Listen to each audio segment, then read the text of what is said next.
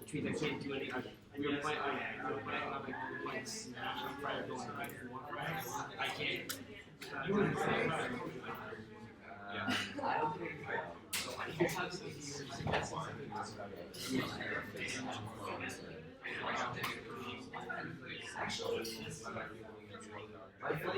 I don't think I'm busy 3 for most of the I have to work at 5, I think that leave at 3. I have to get home. No, my flight is really late because I'm like, I didn't even leave around 9. So, you say flight's 11?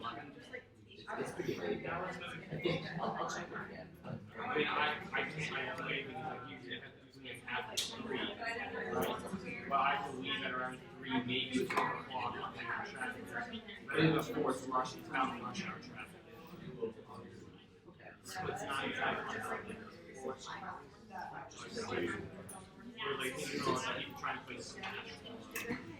Okay, let's get going here. So the WebWorks due at midnight tonight.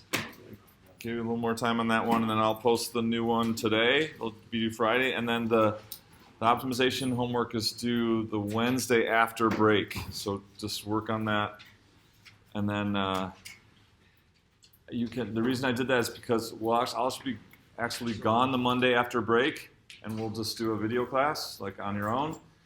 So then that gives you Wednesday office hours after break to ask questions about that one. Okay? Or this week, if you can catch me this week before break. But so yeah, work on that, and then let's do the Wednesday night after break, and you can catch me in office hours that afternoon for questions on that one. Yeah? You have office hours today? Yeah, sure. Okay, so we were talking about these multivariable functions that were these rate functions that were like a rate of change per 2 quantities. So I just kind of made this up. So like this surface here, you could think of this as maybe rate of change of mass of mold in grams per degrees Fahrenheit per day. Okay, and so then our independent variables are temperature degrees Fahrenheit on the x-axis, time in days on the y-axis, and then the z values of this surface are like they're like rates of change of mold mass for both independent variables. Okay, so that surface kind of looks like this. So just so you see, that's like an angled plane like that. Okay, so we were saying we were calculating like little changes in the dependent variable. In this case, would be m, mass of the mold. Okay, so how would we do that? We did that by taking, say,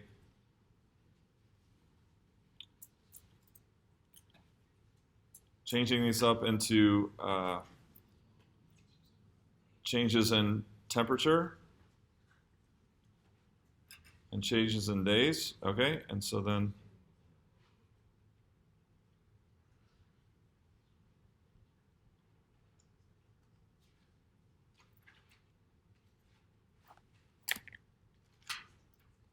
like that. And so I'm breaking this, it's like made a partition of this region. Say we're interested in, temperature changing from, maybe this is, say, 40 to 52 degrees Fahrenheit, and then over the time frame from, 7 to 11 days or something like that. Okay? And so then we're interested in, like, how much total mold mass would we accumulate in that case? And so what was that? So that's basically going to be a change in temperature, or so the rate of change of mold mass, times a change in temperature, and times a change in time in days. And that's going to give us what? A little bit of change of mold mass for that, corresponding to that change in time and that change in temperature, where the rate is the height. And so then at the end of class we were saying, okay, suppose I wanted to use lower left corners to estimate, I'm going to use lower left corners to estimate the rate of change. So for this first one here, where's the lower left? Where's the lower left? Is it exhibit A, B, C, or D? D, that's the lower left.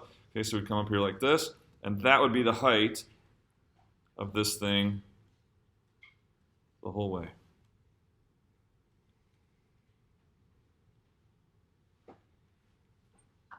Okay, so would that be an underestimate or an overestimate of the actual mold mass for those changes in time and temperature? Under, because it's falling underneath. And then same, if I stay with lower left, then this one here would be, this corner would determine the height, so it'd be right there, say.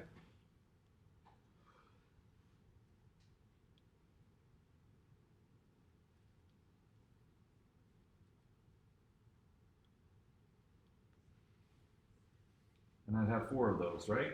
And so then at the end of class, we were talking about, all right, let's kind of make a transition to kind of more a geometry application here. Geometrically, what is this? This is like the z coordinate, right? And what is this d little t? Looks like dy, right? And then the d capital T? dx. And then, so in geometry, what is that? So what is dy dx? Area of the base, right, of this thing. And the z is height. So when we calculate these little amounts of accumulation using this multivariable rate function, the analogy in R3 is height times area of the base, which is a volume of a rectangular prism.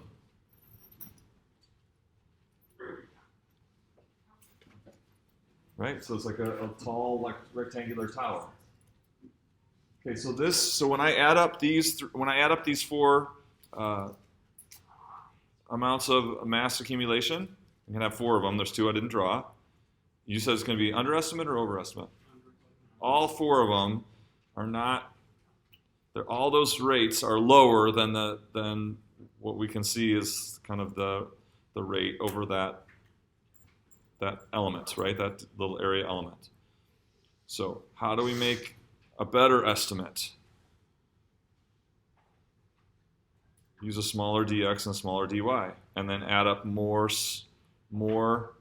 narrower columns, right? More narrower columns will do a better job calculating this this mold mass, right? In this case, mold mass. But then what? So then, the geometric situation, these volumes of these rectangular columns getting skinnier and skinnier for smaller and smaller dx and dy. What do those kind of do a better job of estimating? What is it that we're doing a better job estimating when we make a finer partition of these things and imagine more and more skinnier, taller rectangles that we're adding up the volumes of? What's that?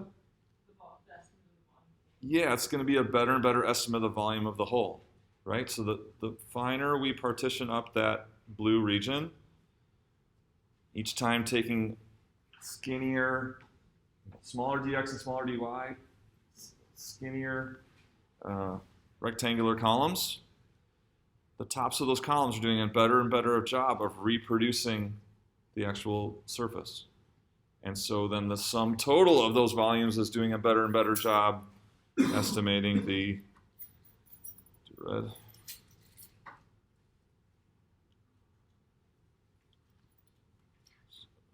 Right here.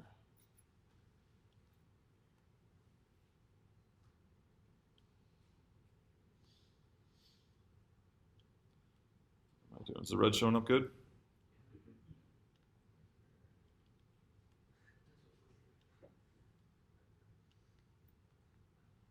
One more right there. So that as we take us more and more of these, we approximate or get closer and closer to the volume of that red solid. The volume of that red solid, which will be like the real mold mass over that time if you're going back to the rate of change and accumulation example, the volume of that red solid will be, the value of that will be the same as the mole mass accumulated between 40 and 52 degrees Fahrenheit over those 4 days.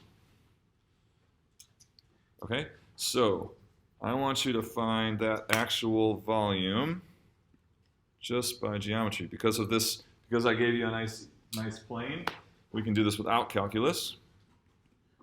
So the function is x plus 1. So the function is x plus 1, and the region is 0 to 4, 1 to 3. And I want you to find the exact volume of the resulting, back here.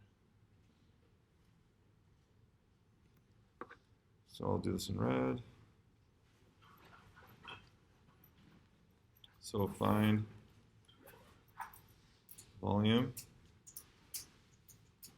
if the function is x plus 1. And I think I said that x is from 0 to 4. Was it 1 to 3? Thank you. So there's the red. You're focusing on the red. That's your task. Find the volume of the red solid if that function is x plus 1.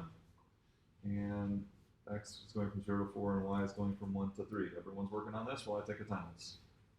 Don't use calculus, just geometry. No calculus, just geometry. Any way you can. Can you get that volume?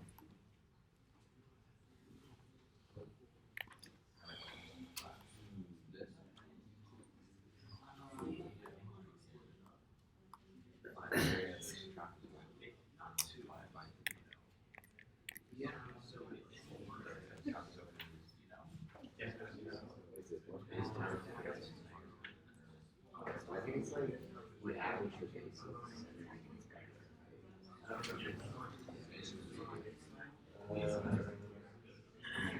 So there's over 0, it's 0, 4,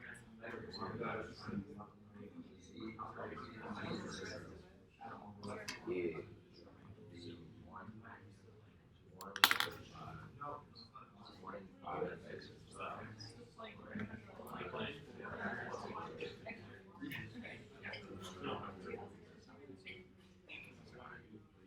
So this is,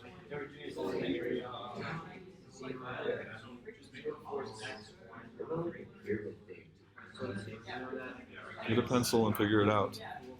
Just get a pencil and figure it out. You're just musing about it. You're not working on it.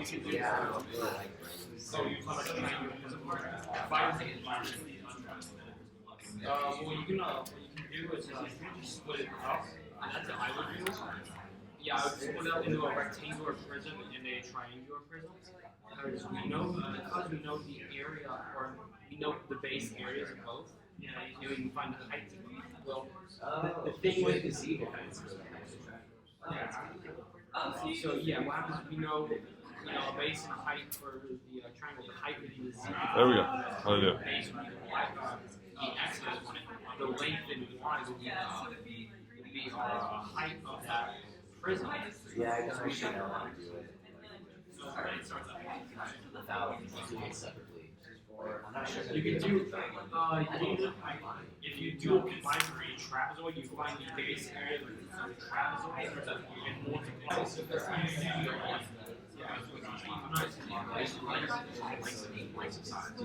Is it just one half? Imagine, see the right side. All right, let's see. The rectangle would be 4 times 1.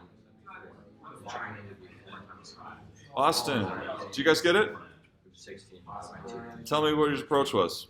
So this one 8, which is a trapezoid. Okay, good. So I found the area of one trapezoid, Okay, which I got 1/2 times 4. like this side right here. Yeah. So like this closest side on the right. Okay, so you said 1/2. So 1/2 the height, which should be 4, I think. And then, The height this way. Okay, good. and some of the bases which should be 1 and 5. 1 and 5. So 6. Okay. And then times the width, which 3 minus 1 is 2. That's a valid way to do it. So they started with the area of this side, and then just took that times 2. And that gives? There are other ways to do it. You can split it up into a box and then a triangular region at the top and add them together. But in the end, no matter how you slice it, you should get 24. Did you guys get 24? Different? So this like geometry of large figures, right? So trapezoidal prism, you could do a triangular prism plus a square prism, but you should all get 24. Are we good? Okay, so now we want to think about this in terms of, so that's geometry. Now I want to think about another geometric approach is adding up a zillion little rectangular prisms, right? So partitioning this thing up into a zillion little squares and adding together the volumes of all those like sticks sticking up. And what would that be a matter of? Yeah, so there'd be like we talked about last time, like a double sum of each of these individual volumes, right? And so that would be what? The rate. So height times width times length.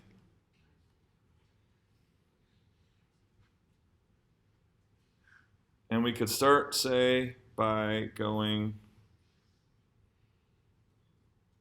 along this way. Say if y going from 1 to 3. So fixing x, and going from y going from 1 to 3. And that would be summing up, right? Summing up. Oh, but I wrote dx dy. So I need to, let's see the way. If I'm going to do y first, I need to write dy dx. So I'm basically going to take these and I'm going to sum from 1 to 3 in terms of y, right? So this is for any typical x, right? So I'm going to pick a typical x and sum up those from 1 to 3. Again, summing up a bunch of sticks. And then once I do that, then I'm going to then I'll have a whole row of sticks, right? I'm going to add I'm going to take a whole row of sticks. I'm going to add up to all those rows of sticks as x goes from what? 0 to 4. So this is the calculus way of doing it. You're imagining we're summing up really super skinny, tons and tons of really super skinny rectangular prisms to sum up to be the whole trapezoidal prism. Okay, so what does that look like? So that looks like doing 2 integrals in succession. The first, so you work from inside out. So we're going to do the integral from 1 to 3 of x plus 1 with respect to y first. And so what is the antiderivative of x plus 1 with respect to y? So it'd be with respect to y, antiderivative is xy plus y. So this is like partial antiderivative, right? So x is considered to be a constant. We're doing the antiderivative with respect to y. And then we're going to evaluate that from 1 to 3.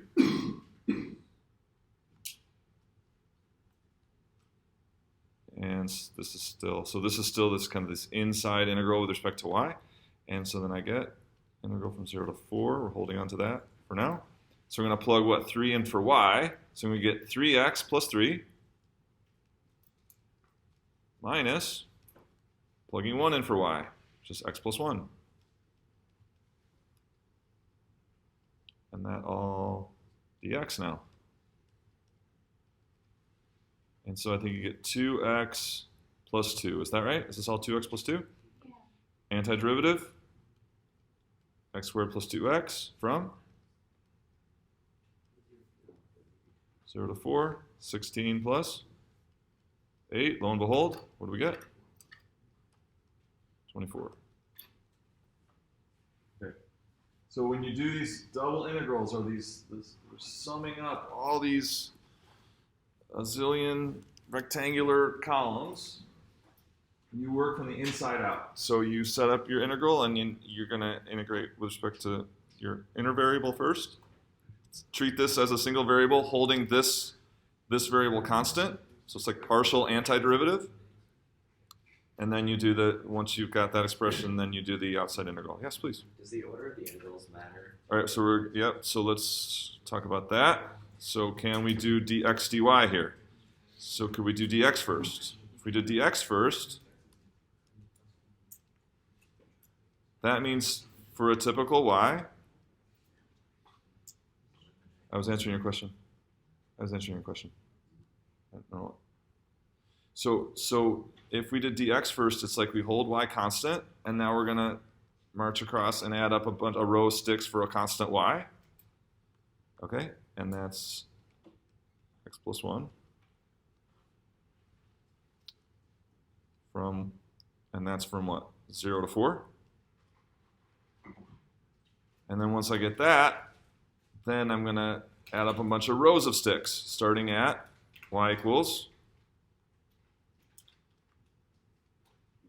1 and ending at 3. So can work out that. And what should we get when you work that out? You should get 24. Let's do it fast. Here we go. So 1 to 3. X squared plus x. And that from 0 to 4. Thank you.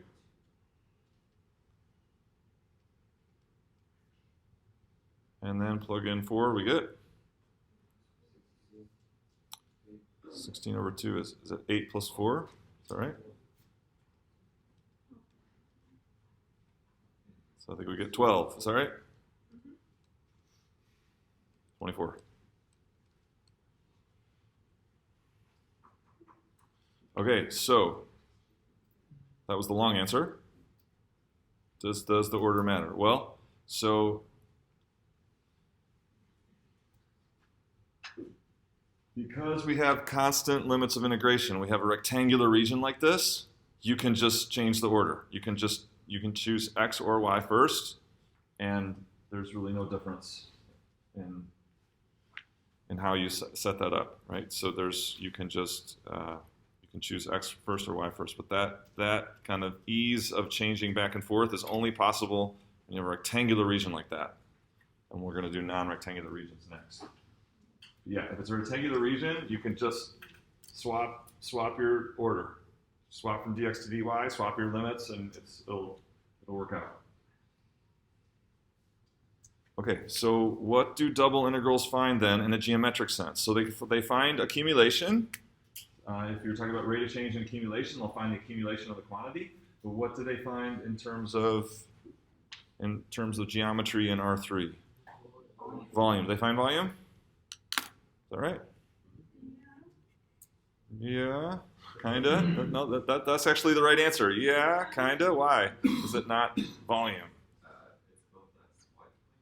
Right, Richard. So let's take a look at this. Another example. Are we good on this example? So we showed that geometrically, just a geometric of large solids, and then calculus, 2A's with calculus, you get the same result, the area of that red thing. So let's look at this example. So this is the function 0.5 cosine x sine y plus 2, and over this trapezoidal region. Okay? So if I do the double integral of f, and say I'm going to do dy dx over the trapezoidal region, capital T, will that give volume? Will that give a volume?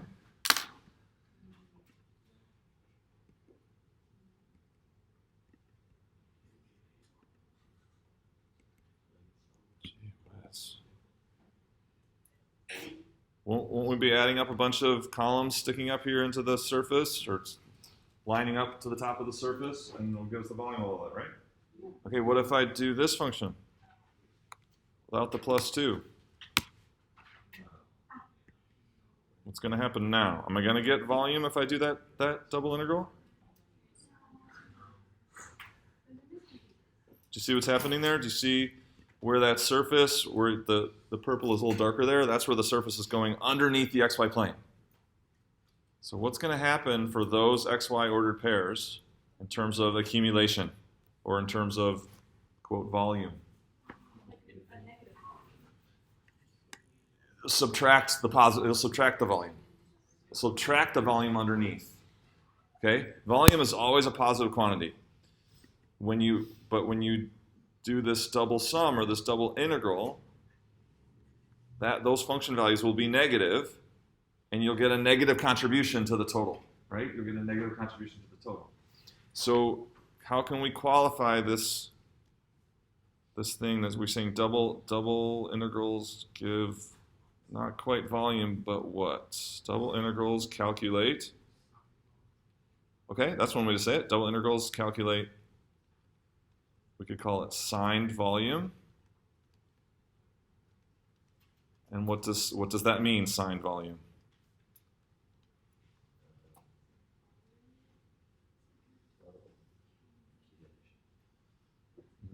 So this is geometry now. We're not talking about it. Yeah, Sam? It's basically, I don't know how to say it, but it's like not absolute value. Right. So another way would be like net volume. But what are both those things? What is signed volume or net volume? No. So we're in the geometry realm here. We're not in the accumulation rate of change realm. So yeah, we could talk about all this about accumulation rate of change.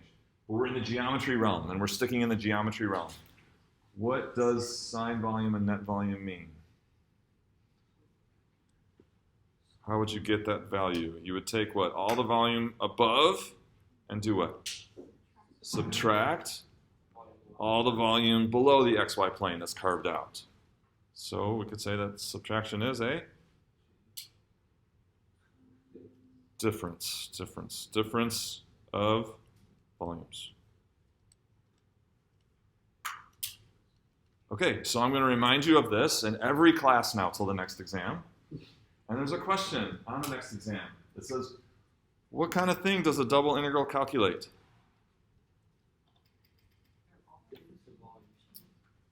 Like signed volume or net volume or difference of volumes. But the result on the test is still like 60%. It's because what happens is we go on to triple integrals, okay? And then this kind of somehow confuses it. Don't get confused with triple integrals. They're their own thing, okay? Double integrals calculate difference of volumes in R3. 100% this semester. Double integrals calculate difference of volumes in R3. We're going to get 100%. Everyone's going to get it right this semester. Okay.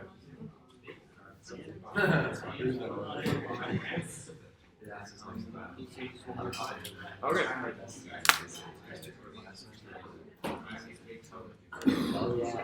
So let's set this up now.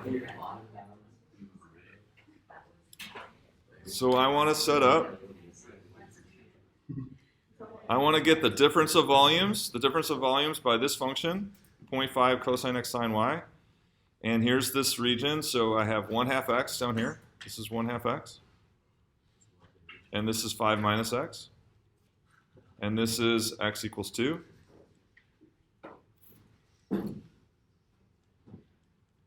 And x equals 0. So there's my trapezoidal region. So I'm going to get the difference of volumes defined by this region, this trapezoidal region, and this surface, F.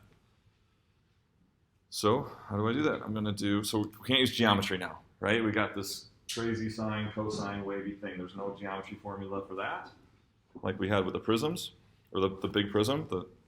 So we're going to have to use calculus.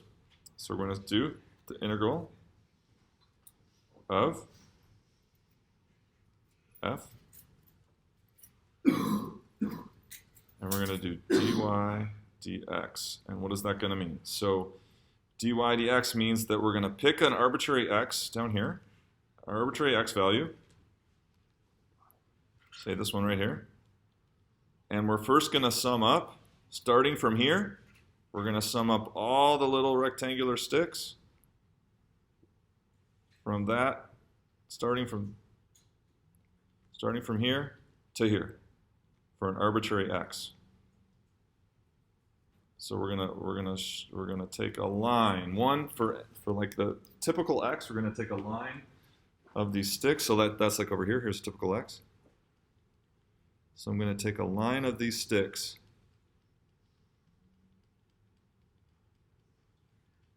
And then maybe down like this, and then they're gonna go negative down here like this. It's the best line of sticks I've drawn all day. Okay, right along some arbitrary x as y goes from what to what? So what does y go from? What's the starting y for any x? 1/2 x, right? So it's going to start, whatever x you pick, the y starting value is going to be 1/2 x. And then the final y is going to be 5 minus x. So now they're no longer constants, but a function of the x that you pick, right? So no matter what x you pick, you're going to start at y equals 1/2 x, and you're going to end at y equals 5 minus x.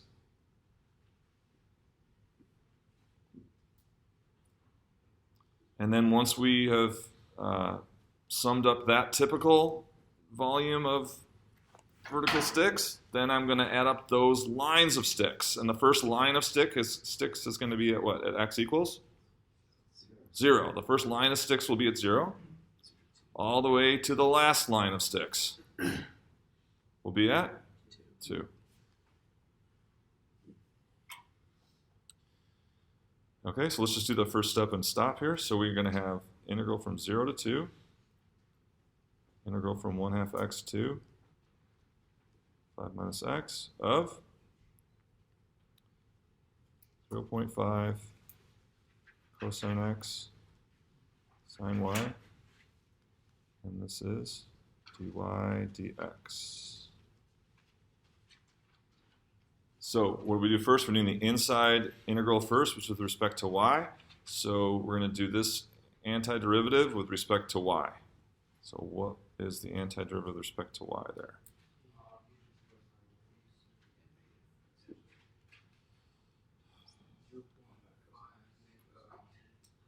Oh, sorry.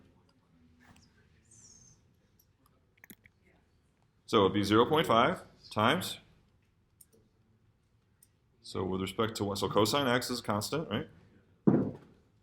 Then cosine y? Negative cosine y. Because we're doing antiderivative, right? So the derivative of negative cosine is a positive sign. And then that from 1/2 x to 5 minus x. And then we still have dx.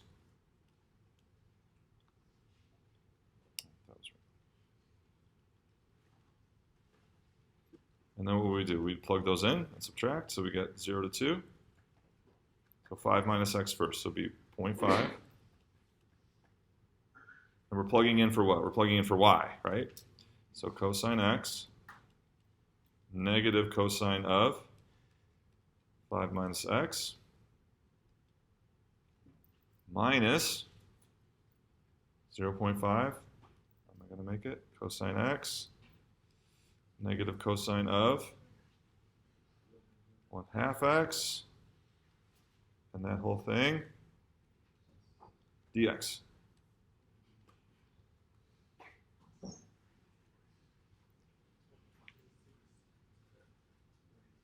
So we're going to stop there. We're not going to keep going. Because, yeah.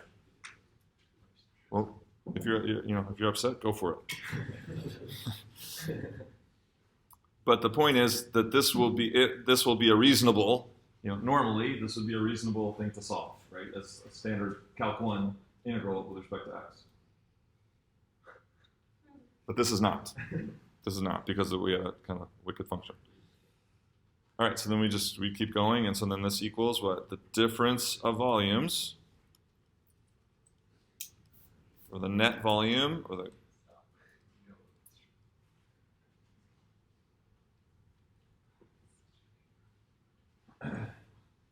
what of this surface, that the surface defines the top and the bottom, right? And then over this region, which defines the sides, right? The region the purple region defines the sides of it, the vertical sides, right? And then the gold surface defines the top and the bottom.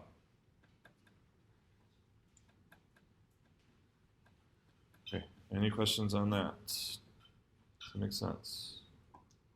What we set up.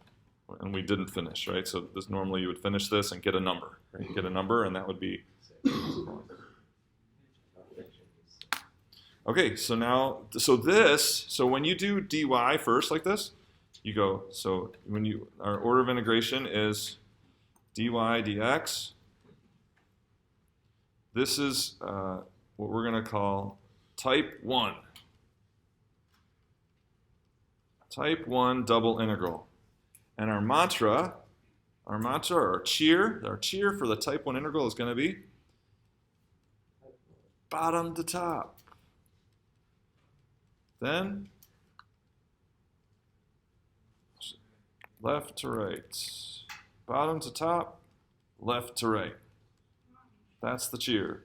Bottom to top, left to right. That's the cheer for a type 1 double integral.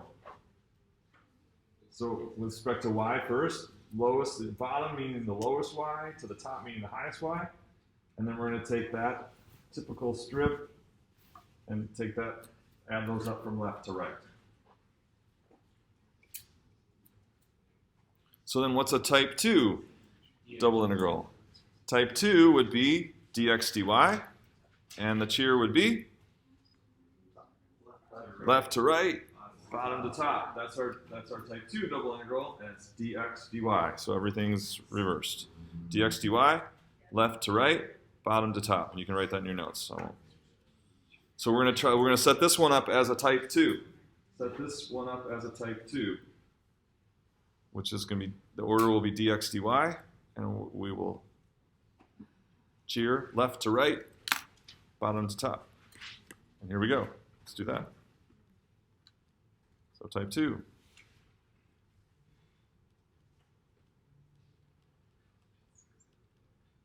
Is going to be the integral over the region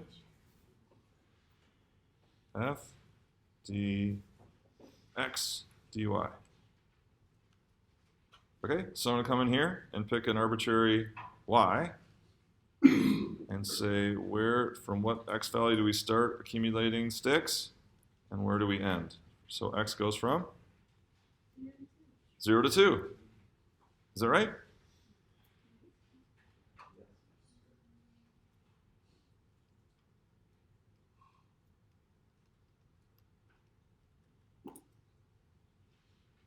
And then, after 0 to 2, where's the first set of sticks?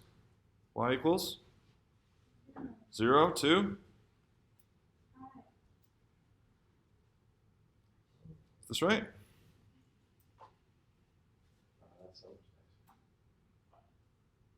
What would that be? 0 to 2, 0 to 5. That would be a rectangle, right? But something's wrong, because that would be 0 to 2, 0 to 5 would be this rectangle with area 10. Where did we go wrong? 2y to y plus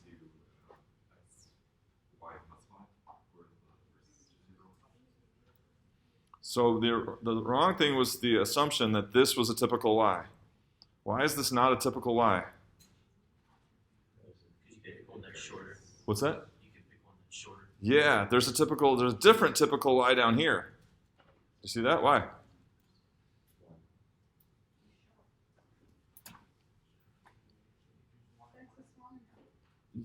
Yes, the right side, right? We were saying left to right. The right side is the boundary is different than the right side up here. And is that all? Then it happens again up here too. We got a different typical y up here. So for every time you have a different, so the boundary on the right here, so the right is messing us up. The right is what? Y equals 1/2 x, then x equals 2, and then 5 minus x. So every time the boundary changes like that, we have to start over. We have to start over. So we do have 0 to 2, but it's not from 0 to 5. Instead, part of it is 0 to 2 when y goes from what? So this is the point 2, 1. And this is the point 2, 3. So when So it's not that we don't go from 0 to 2. We do go from 0 to 2. But for what y values do we go from 0 to 2? Only from 1 to 3. And that's only part of it now, right? That's part of it. So x goes from 0 to 2 when y goes from 1 to 3.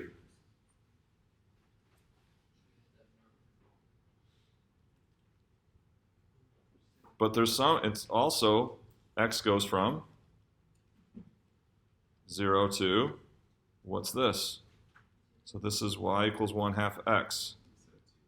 So x, but this is an x coordinate, right? So this is 0 to the x coordinate of this right side, which is 2y. So sometimes x goes from 0 to 2y. And for what y values does it do that? 0 to 1.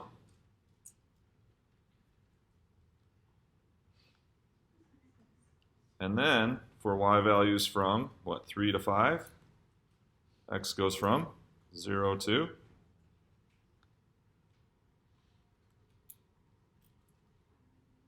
what's the x value at the right side there? 5 minus y, right? So we'd have to solve this for x, and we get 5 minus y. So when x goes from 0 to 5 minus y, that's when y is between 1 or 3 and 5. So do you see what's happening here? Because of the nature of this right-hand boundary, you have to split it up and do 3 different double integrals and add them together. Please. Yeah. I guess the question is why is why is 2y to 5 minus y incorrect here? 2y to 5 minus y, because Right, we did like a type 1, but in terms of y this time. well, but those are x coordinates, right? So that doesn't really make sense. 2y to 5 minus y. These are 2y and 5 minus y are distances this way. So maybe you're thinking something like this. That doesn't make sense. These are 2y and 5 minus y are how far left and right. They're x coordinates. So you can't take x coordinates and stack them up vertically. 2y is how far you are to the left. So is 5 minus y, or right, how far you are to the right. If you want to go from here to here, then you need y coordinates. So you'd be 1/2 x to 5 minus x. Those are y coordinates. And that's what we did in the type 1. So type 2 is what starts here? Left to right, bottom to top. So left to right would always be starting at 0. And then you have 3 different rights. You have 2y, you have 2, and you have 5 minus y. Are your x coordinates. Those are x values on the right side. Because right and left is an x coordinate. Is it better? Does it help? And if we worked out all these integrals and added them together, we get the same value that we got for the single integral when we did type 1. Okay, doesn't make sense. And it would be the difference of volumes, the difference of volumes. All the volume above the xy plane minus all the volume below the xy plane. Okay, so you guys, we have 4 minutes. We can start a new one. Try this one.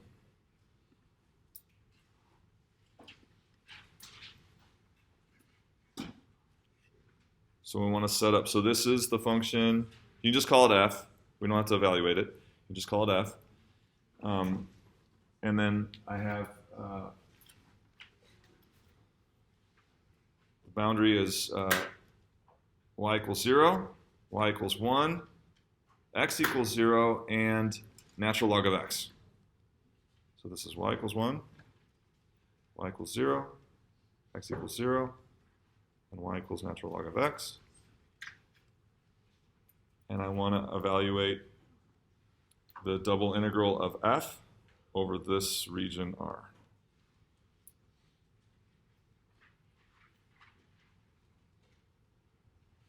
So So when I write this, it doesn't, it's not a particular order, right? So if that's just the double integral, regardless of what order you pick.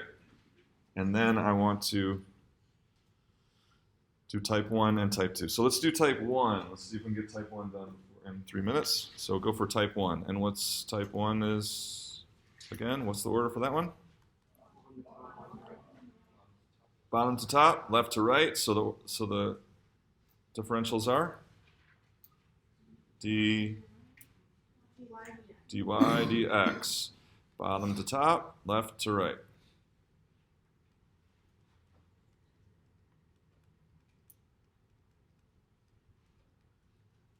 Dy dx.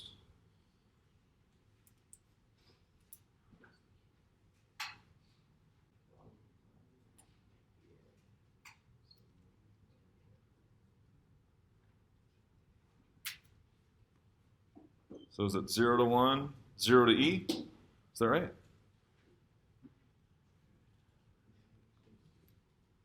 Bottom is 0, top is 1, left is 0, right is e. Is it right? Does that do it? What's the problem here?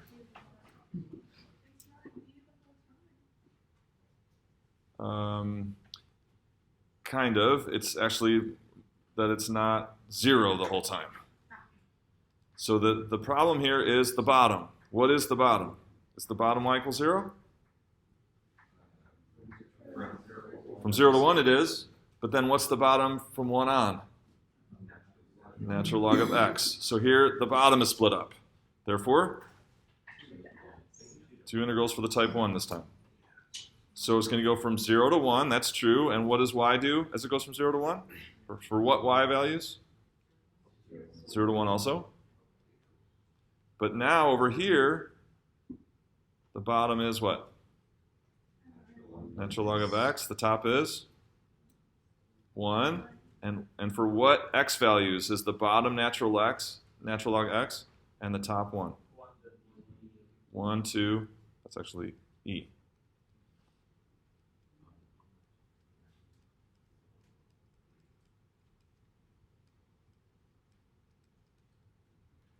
Did you catch it? Does that make sense? What about the type 2 double integral? Single double integral or sum of double integrals? The type 2. Is the left always the same boundary? Is the right always the same boundary? Yes. So type 2, you can do it with a single double integral. You don't need the sum because you're going to go, what, from 0 to e to the y? And that from 0 to 1. Where did I put? So left side is always 0, right side is always e to the y for all y values 0 to 1. So there's the type 2. And this top one's the type 1.